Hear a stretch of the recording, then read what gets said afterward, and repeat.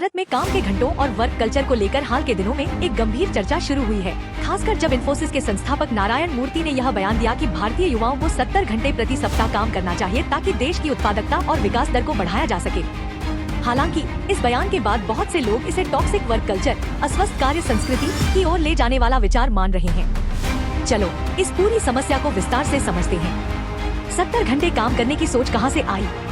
नारायण मूर्ति का कहना था कि भारत को अन्य विकसित देशों से मुकाबला करने के लिए युवाओं को कड़ी मेहनत करनी होगी। उनका यह विचार था कि अगर हम 70 घंटे प्रति सप्ताह काम करेंगे तो देश की प्रगति तेज होगी। लेकिन इस सुझाव की आलोचना इसलिए हो रही है क्योंकि 70 घंटे प्रति सप्ताह काम करना लगभग हर दिन 10 घंटे से भी ज्यादा काम करने के बराबर है। ये मानसिक और शारीरिक स्वास्थ्य पर बुरा प्रभाव डाल सकता है। भारत में पहले से ही कई सेक्टर्स में लोग बहुत लंबे घंटे काम कर रहे हैं, खासकर आईटी, बैंकिंग और स्टार्टअप्स जैसे उद्योगों में। ऐसे में मूर्ति का यह बयान एक तरह से पहले से चल रहे अत्यधिक काम के दबाव को वैध ठहराने जैसा लग रहा है। टॉक्सिक वर्क कल्चर का असर।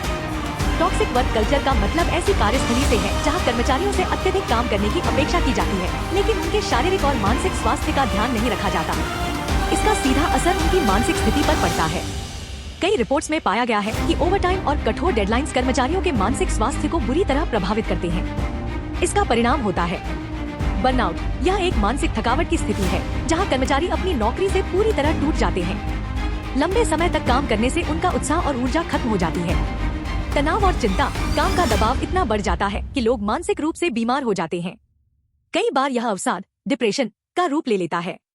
पारिवारिक जीवन पर असर। ज्यादा काम करने के कारण लोग अपने परिवार और दोस्तों के साथ समय नहीं बिता पाते, जिससे उनके व्यक्तिगत जीवन पर भी असर पड़ता है। उदाहरण और डेटा।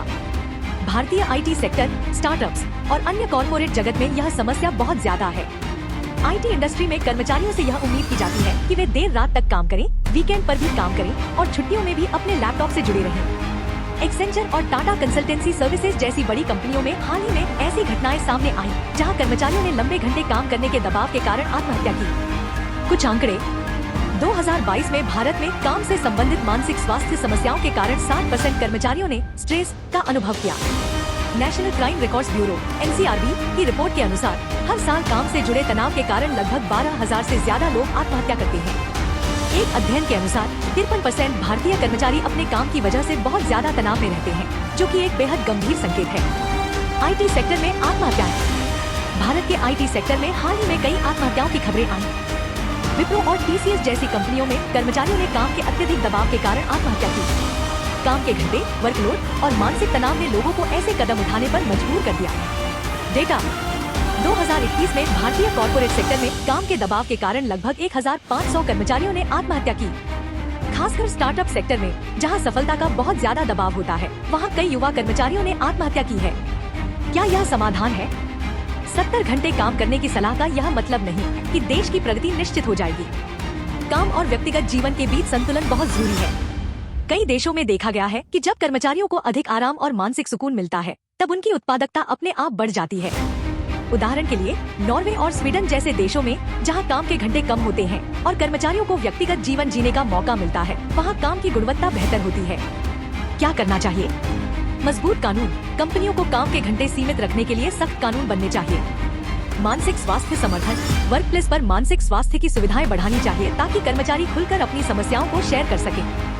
Flexible working hours. कर्मचारियों को अपने काम के घंटे चुनने की स्वतंत्रता होनी चाहिए ताकि वे अपने जीवन में संतुलन बना सकें। निष्कर्ष। नारायण मूर्ति जैसे प्रतिष्ठित व्यक्ति द्वारा 70 घंटे काम करने की सलाह देना एक गंभीर चर्चा का विषय बन गया है। हालांकि लंबे घंटे काम करने से व्यक्तिगत जीवन और मानसिक स्वास्थ्य पर बुरा असर पड़ता है। टॉक्सिक वर्क कल्चर को खत्म करने के लिए भारत को अपने कार्यस्थल के नियमों और कर्मचारियों की मानसिक स्थिति पर ध्यान देना चाहिए।